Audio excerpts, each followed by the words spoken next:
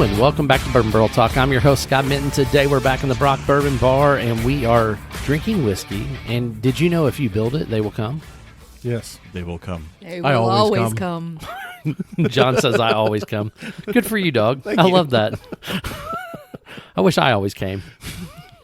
But usually it's only like once, maybe twice a week if I'm real lucky. So anyway, long story short, we are talking about the Field of Dreams whiskey. That's what we're going to drink, which oddly enough, this is a kind of a neat story. They released it a couple of years ago, but at the time when they released this, they made a very large batch, but it was dedicated to all of the guys that have ever played in Major League Baseball. So it's a group of Major Leaguers that kind of came up with this thing. The corn came from the actual the cornfield next to the movie in Iowa, the Field of Dreams.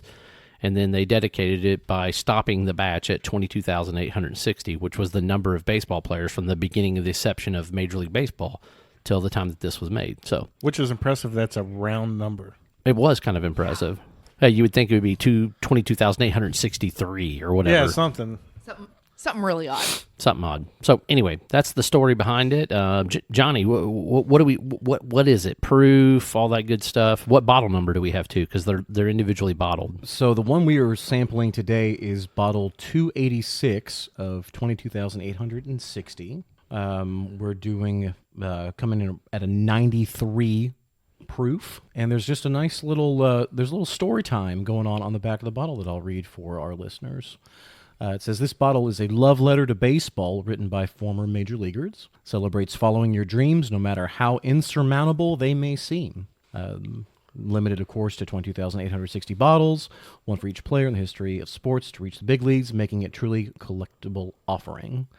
This ain't just any whiskey. It's a sip of nostalgia, a sip of hope, and a sip of heaven. So the funny thing was, too, and I found this to be completely odd, is the fact that it was distilled in 3 different states. Yeah. So it's a blend of cool. Indiana whiskey, I think Michigan and Minnesota. Is that right? I-N-M-I and M-N. Nick's got to pull his glasses up here. That is correct. Good deal. So it's definitely a blend, unique thing going on with this thing. So I'm kind of anxious to try it. It was a kitsch bottle. I will say the one thing I do not like about this bottle, and this is the thing that I have a problem. There's multiple people that have. I hate this parachute-looking, like weird, like bottle that it's shaped in. It's almost like a tuxedo, build, just where you have the shoulders and it comes down to the waist. Okay. Yeah. If anybody's ever seen the All-American, the 82nd Airborne whiskey, it's the same bottle. Yeah, exactly. Yeah. Yeah. All right. Which that Good one call. fits. Yeah, because it kind of looks like a parachute, right? Yeah. But yeah, this just, I don't know. I was not a big fan of the shape of the bottle. And a matter of fact, even as much as I love Robert Heath, Down Home just did a couple of releases with this bottle. And I don't get it. It just doesn't fit on a bar. It's too wide at the top. It's kind of squat and weird. But it is very distinctive. It is definitely very distinctive. It is very distinctive, and it could be considered like almost similar to a home plate. Yeah, yeah. I'm gonna pick up what bullshit Barbara just put down, but we'll go from there. Anyway, How many corners does a home plate have? 5?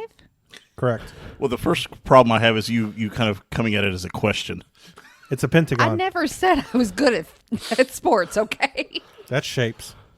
that's a shape. It has nothing to do with the sport. All right. Anyway, let's dive in, get the nose, get a taste, see where we're at, and go from there. You definitely get the sweetness from the corn coming for the. Oh yeah, it's definitely got some. Yeah. It's definitely got some cornbready like stuff going on there. Is there like a hint of spice in there somewhere? But I'm beyond the corn. I'm still getting more the sweetness than anything to me. It is very corn forward. Very corn. Very forward. very corn forward.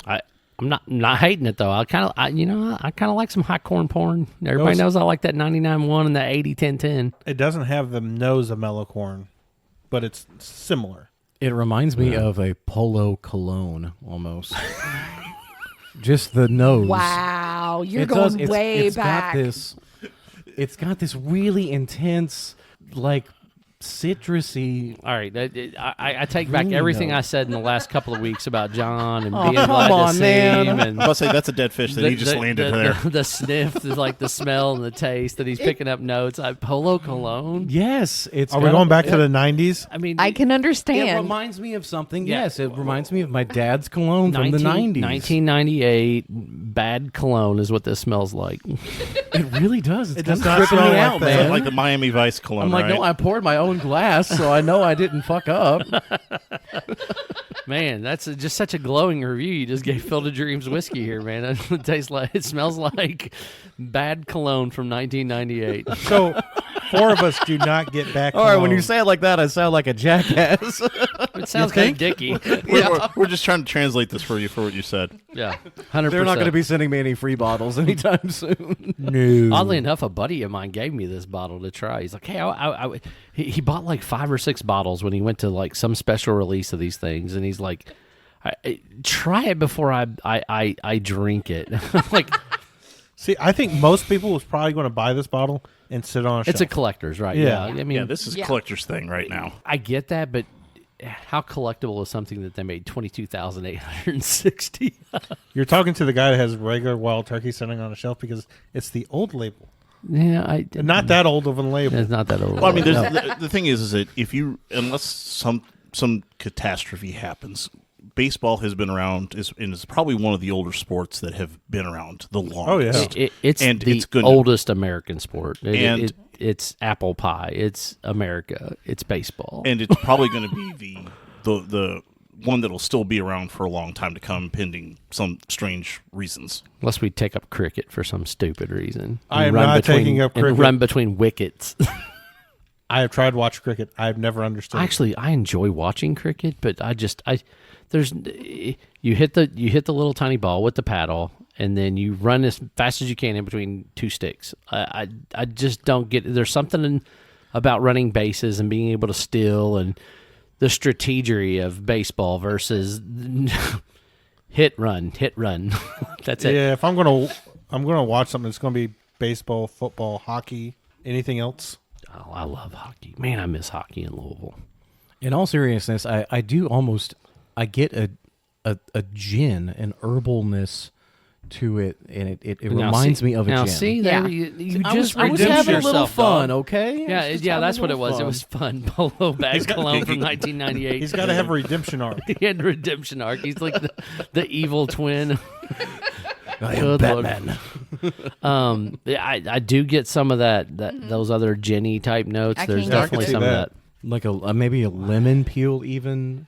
Yeah, the kind of like a lemon citrus. I Yeah. got actually Yeah. on the Yeah. taste a little bit, just like kind of like an afterthought. Nick's already in taking the pulls, dog. I'm still over here Oh, huffing. shoot, I have 2. Shit. Yeah, I'm with them. I've been already trying this. Evidently, I'm the only one slow drinking. So I don't know. Well, That's a first. while I'm sipping, you all talk. What are we tasting? What are we getting?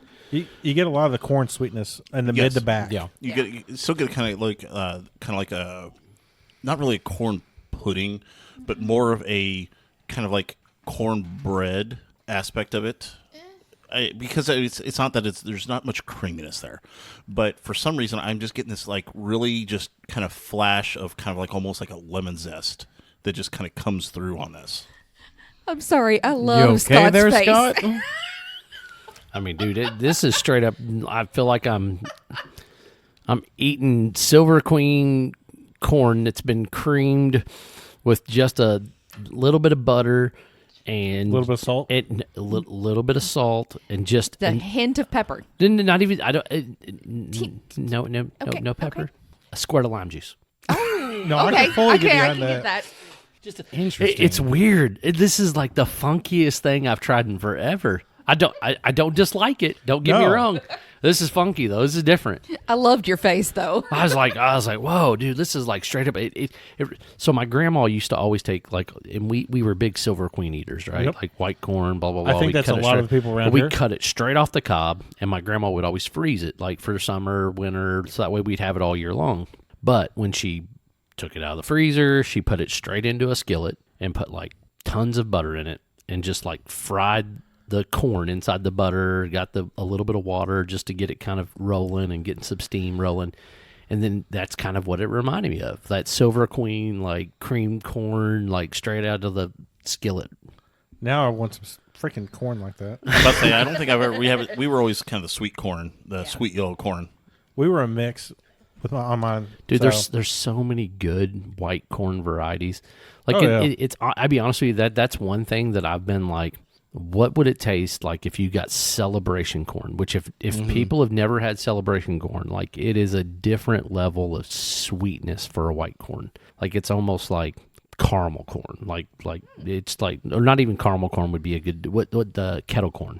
Yeah. Like Yeah, I would say that it's close to really kettle. heavy, sugary, like corn, like type thing. Right. It's just crazy. Celebration is. I mean, for some of the listeners, the thing is that around here we're in the Indiana area. This is like the corn belt, so we get the different varieties of corn that's available. It's kind of like apples. Apples have like many different varieties of Right. apples. You Yeah. can't just say, "Hey, it's yellow corn. Hey, it's white corn." Right. You know, it gets down to those idiosyncrasies as same as apples. Yeah, 100%. Like when it's like talking between a Fuji and a Gala, or a Brayburn and something else, right? Delicious. Yeah, like whatever. Yeah, that's where we're at in southern Indiana.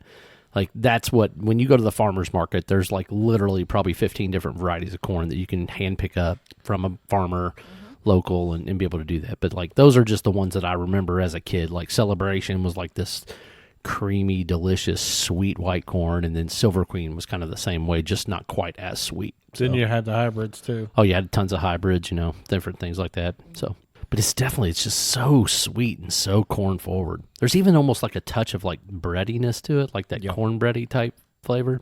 What else are you getting, John? You've been Mr. Unique here He all has day. been unique. Like I said, I'm still kind of on the gin train, the gin express. There's something. I don't get the gin. I could see probably where it comes from, but I'm not getting it myself. Are you getting something gin-esque on the taste, or still just on the nose? a little bit on the taste. It's not as much as the nose, but on the taste, and it's in the back of my mouth. So it's different. I like it, but it is different for sure. I will say I'm pleasantly surprised. Yeah. I was scared as all get out to try this because I knew it was a little young based on the color and some of the other information, but it's definitely got some sweet like subtleties to it. And probably- especially with the lower proof, young, low proof, you're not going to expect a whole lot. No. Or you usually are typically, we don't expect a whole No. lot. I mean, this is probably a 4-5-year-old maybe. I'm betting. I bet it's 3 to 5 years old. Okay. It would not That's- surprise that's me what if I there's would some think. 3-year-old juice in here. It's very corn forward. Very. I think it'd make a killer cocktail, honestly. I don't even know that it could hold don't up think against it'll anything. hold up. I think it could. Well, listen, we'll let you try to make a cocktail with some thing there. I don't have any idea what you're going to make out of it, but we're going to let you try. Okay. I'm okay.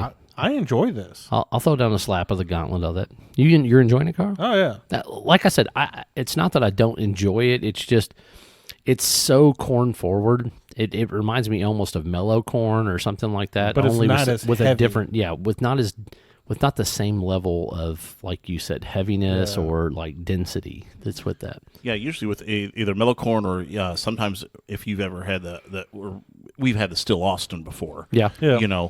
The very heavy corn forward. This is just a little bit of a different beast. As I said, you get that little zest of a little. I was getting lemon. It could be lime, but it was just that citrus zest that's in there. Somebody hit the Googles and check to see if it gives us a mash bill on this bad boy. Because I'm guessing it's probably like 70s.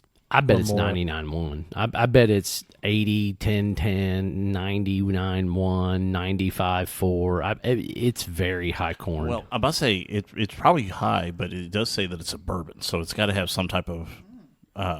Right. It has to have something else in there. Click yes. Are you over 21, stupid?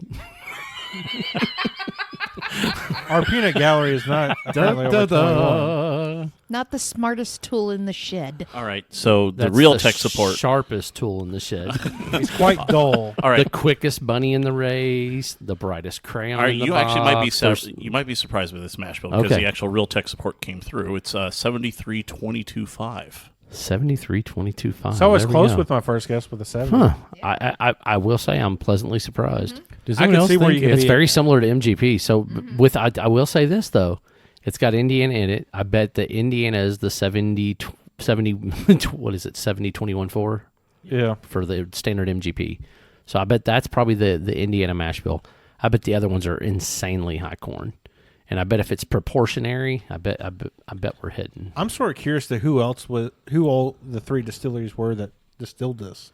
Yeah, I'm assuming I don't know. You're right with the MGP The peanut part. gallery is looking up to see if he can find out, but it said Indiana, Minnesota, and Michigan. Yeah, which I don't know too many. I don't know of those. any distilleries in Minnesota. Michigan, you got Traverse. You got what's the other big one that's in Michigan? But any of them do contract distilling? That's the next question. I mean, all of them do enough distilling that it wouldn't surprise me if they took on a special project like this, right? Like, I mean, this is something, especially in those areas. You get the Minnesota Twins, you get the Detroit Lions. You know, you've got some backstory to that piece where I could see where they're like, oh, dude, yeah, we can do this type thing. I'm surprised they didn't use anybody from Iowa. Yeah, I mean, Yeah, they I used am Iowa too. corn. Yeah. Yeah. But I mean, And I think they said it was made or bottled in Mishawaka, Indiana. So, Yes, I mean, it did. It's all over the place. which Indiana only has a minor league team. That's it. Yeah, Indianapolis Indians. Yep. Mishawaka, refresh my memory. Mishawaka's up near South Bend. I say, isn't it up near South Bend or near in between South Bend and Chicago? Yeah. Yep. Okay, that's what I thought. No other information from the peanut gallery as far as who the distillers were? I feel like Not anytime soon. it drinks hotter than 93 proof. I do feel I'm like not it's a getting little bit that. higher, for me at least. I think it drinks the proof to me. I think it drinks right around proof. I don't know. So? My thing is I can't disagree with you because there is a hug to the back end of it that is a little bit different. But that being said, I it's just hard for me to pinpoint where we're at that point. Let me get a little drop I'll of give water. a little drop myself. Get a little drippy drop. I'm still shocked. It's 22% right. That drop is a little hard for me because I've done finished it. I'll let you sniff mine. Well, just Awesome. pour more in the glass or put a drop in Nick's. Jeez, oh, Pete, man. You're Miss Queen of Water over there. Oh, shush. The rye comes out a lot more. It does. It's sweeter too, I think, with a drop of water. The rye overtakes the corn. It's the corn. There's some floralness coming off the Yeah. nose, too. The corn almost take a back seat to the floralness, the rye, the earthy tones. A little bit of baking spice. That real sharp perfuming kind of scent or aroma Yeah. is toned down a little bit more. Oh, with that water. Polo Cologne is coming through strong, Oh, man. fuck off. Noir. It's noir. Noir. Noir. That was Wow, weak. that was weak. Weak sauce, Jared. Weak But- sauce. When you taste it, the rye overtakes. So the rye is definitely a lot more forward with a drop of water, but it's more tannic and watery. I mean, Yeah. it's like baking, spice, and floral. Yeah. Sure. I don't know. Definitely different. I definitely prefer this neat Agreed. for the sweetness factor.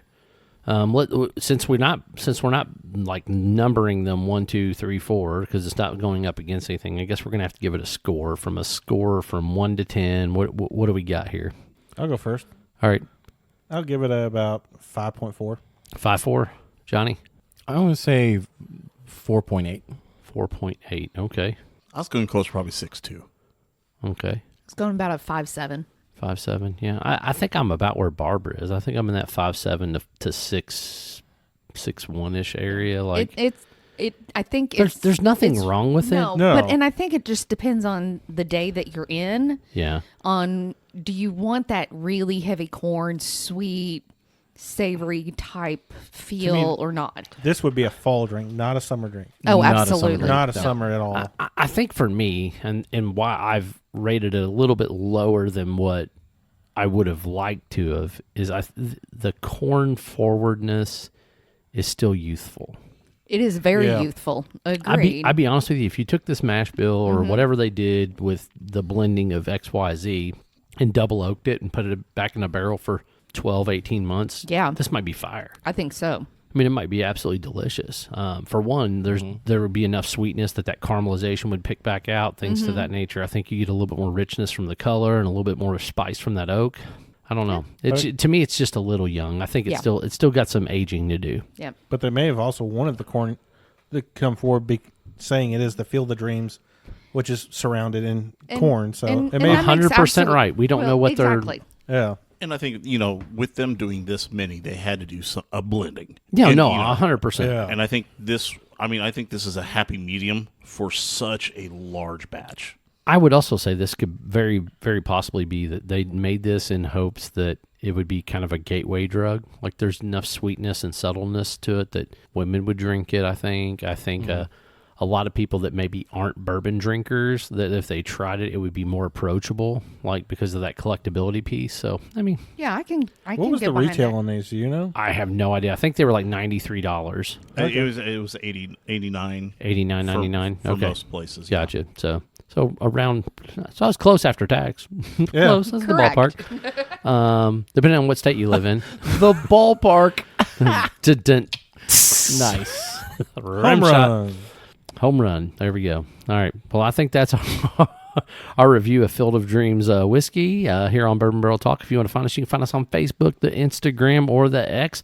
Make sure you hit the subscribe button. So that way, if you're listening to iTunes, Google Podcasts, which is, old Johnny Tsunami's favorite, or Spotify, which is Scott's. This is Scott, Carl, Barbara, Nick, and Johnny Tsunami signing off. Peace. See ya. Roast. Play Peace ball. out.